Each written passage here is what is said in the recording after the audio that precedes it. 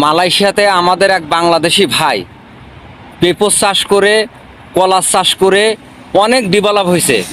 তাই আমি আজকে আপনাদেরকে দেখাবো যে পেঁপো চাষ করে কেমন করে আর কলা চাষ করে কেমন করে। আপনারা দেখতে থাকুন। শুধু পেঁপেগুলো দেখুন আপনারা, কত সুন্দর চেহারা, গোলাপ ফুলের মতন তাজা।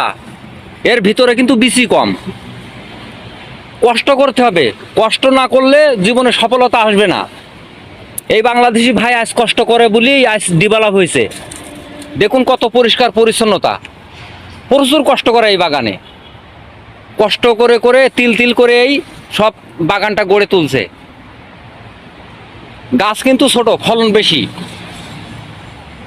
একটা গাছ ভাঙা পেঁচিয়ে রাখছে, পেঁপে মনে পেকে গেছে ভিতরে, ভাঙা পেঁচিয়ে রাখছে।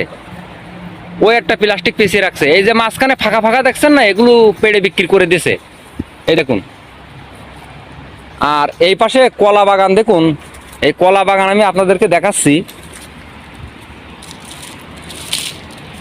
দেখুন একটা পেঁপো গাছ দেখুন, সারি সারি সব পেঁপো গাছ।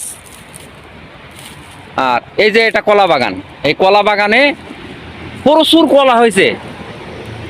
কারণ কষ্ট করে আজ কষ্টের ফল সেই পাচ্ছে, সেই দেশি ভাই।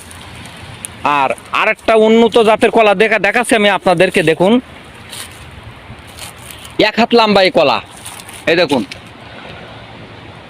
এই কলা আছে এক হাত লম্বা। এটা কি জাতের কলা বলতে পারবো না, তবে প্রচুর খায় মালয়েশিয়ার লোক।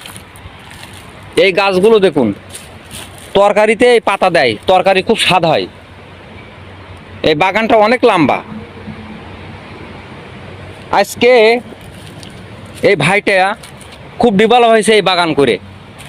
এই যে এই রাস্তার ধারে, এই রাস্তার ধারে দেখুন এই বাগানটা উনি করে। তা সবাই ভালো থাকেন, সুস্থ থাকেন।